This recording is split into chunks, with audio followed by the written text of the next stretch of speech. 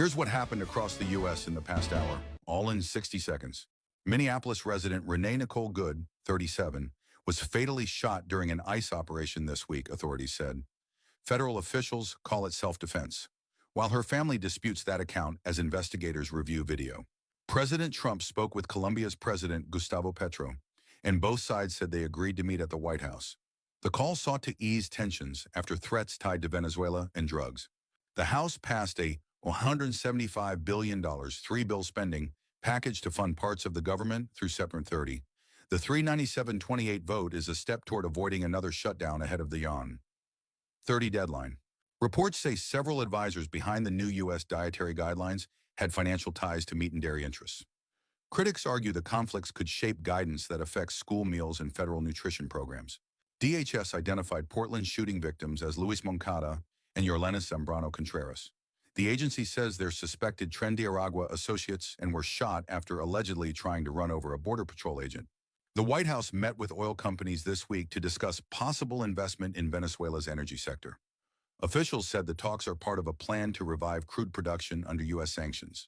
USCIS launched Operation Paris to recheck refugee approvals from 2021 to early 2025, starting with 5,600 refugees in Minnesota.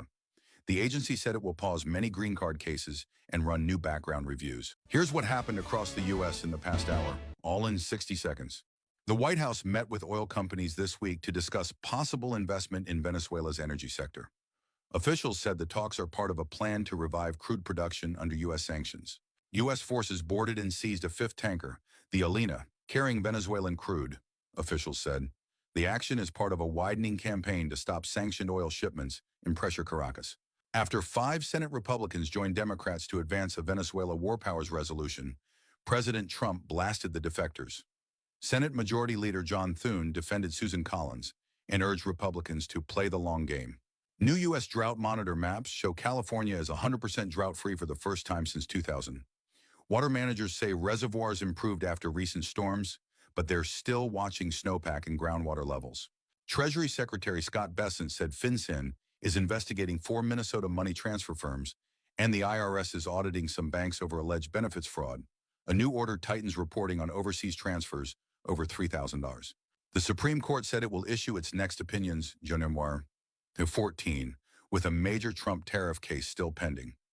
Lower courts ruled he exceeded emergency powers authority, and the decision could affect global trade. The House passed a clean 3-year extension of Enhanced Affordable Care Act subsidies, 230-196, with 17 Republicans joining Democrats. Supporters say it would blunt premium hikes, but the Senate may not take it up. Here's what happened across the U.S. in the past hour, all in 60 seconds. The UN said the U.S. must keep paying dues for UN and peacekeeping budgets, even after the White House ordered withdrawals from dozens of UN-related bodies. Agencies will continue their work. Governor Gavin Newsom delivered a State of the State address, pitching a $248.3 billion budget and what he called the biggest education investment in state history. He said reserves would rise $7.3 billion.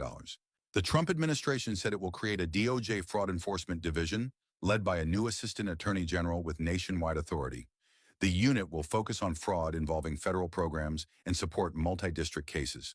Twin Cities districts canceled classes or shifted online after protests followed the death of Renee Nicole Good, shot by an ICE agent this week. A teachers' union urged ICE to stay away from schools. Columbus police released new video of a person of interest near the home where dentist Spencer Tepe and his wife Monique were found shot to death. Officers urged tips to identify the figure. Commerce Secretary Howard Lutnick said U.S.-India trade talks stalled when Prime Minister Narendra Modi did not make a final call to President Trump to close the deal. India disputed Lutnick's account. Governor Kathy Hochul declared a disaster emergency in Bronx, Nassau, and New York counties as an imminent nurses' strike threatens hospital staffing. Officials said the order prepares nearby counties for patient surges. Colorado Governor Jared Polis said he is considering clemency for Tina Peters, the former election official serving a 9-year sentence over a 2021 voting system breach. The move follows pressure from President Trump,